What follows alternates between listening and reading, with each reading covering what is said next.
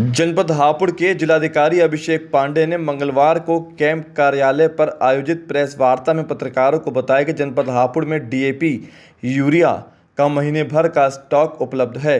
शासन स्तर से लगातार बातचीत की जा रही है। यूरिया लगातार जनपद हापुड़ को उपलब्ध कराई जा रही है।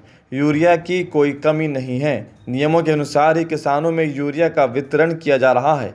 किसी को एक साथ बड़ी मात्रा में यूरिया उपलब्ध नहीं कराया जाता।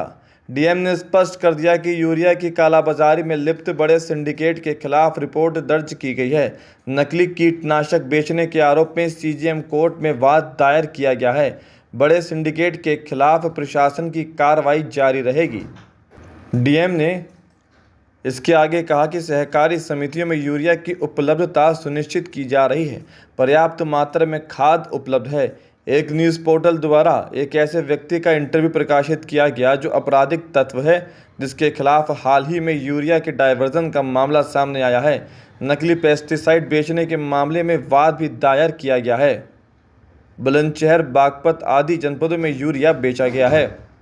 उन्होंने न्यूज़ पोर्टल पर प्रकाशित खबर का खंडन किया और किसानों से अपील की कि यदि किसान कोई महंगे और ब्रांडेड पेस्टिसाइड या इंसेक्टिसाइड खरीदते हैं और उपज अच्छी नहीं आती, किसानों को लगता है कि यह नकली दवाई दी गई है, तो वह अधिकारियों को मामले से अवगत करा सकते हैं।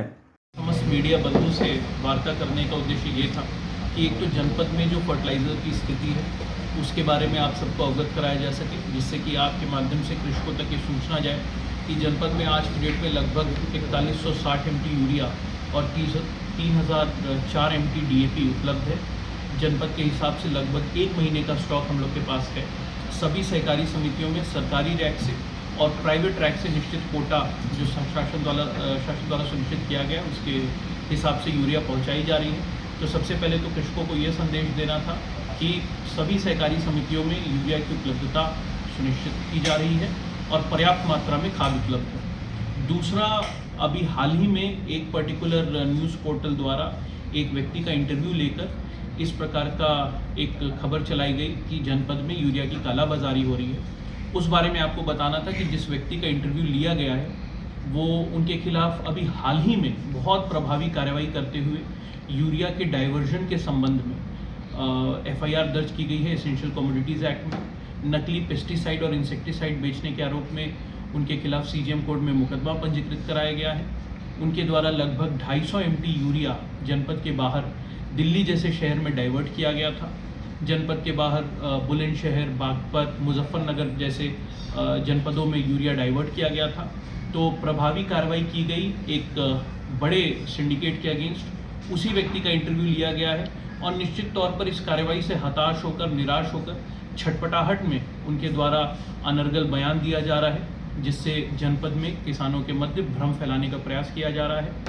तमाम कृषक दिवस जो इस कार्रवाई के बाद हुए हैं, सभी में व्यक्तिगत तौर पे और किसान संगठनों ने भी प्रशासन द्वारा इस सिंडिकेट के खिलाफ जो कार्रवाई की गई है उसकी खुले कंठ से, मुक्त कंठ से प्रशंसा की गई है। और मैं आपके माध्यम से जनपद के समस्त कृषकों को ये आश्वस्त करना चाहूँगा कि इस प्रकार से यूरिया की कालाबाजारी करने वालों के खिलाफ प्रशासन का अभियान लगातार जारी रहेगा।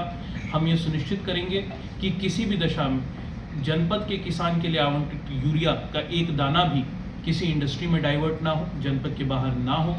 और आपके माध्यम से ऐसे गलत कार्यों में लिप्त आपराधिक, असामाजिक तत्वों को मैं यह भी कहना चाहूँगा कि ये जो कार्रवाई है ये मात्र उनके अंत का प्रारंभ है। कार्रवाई लगातार जारी रहेगी और आपके माध्यम से मैं इस प्रकार की गलत खबर का खंडन भी करता हूं, जो कि एक आपराधिक तत्व के द्वारा एक व्यक्ति जिसके खिलाफ इसी एक्ट के अंतर्गत मुकदमा दर्ज किया गया है उसके द्वारा इस प्रकार की बयानबाजी की गई है।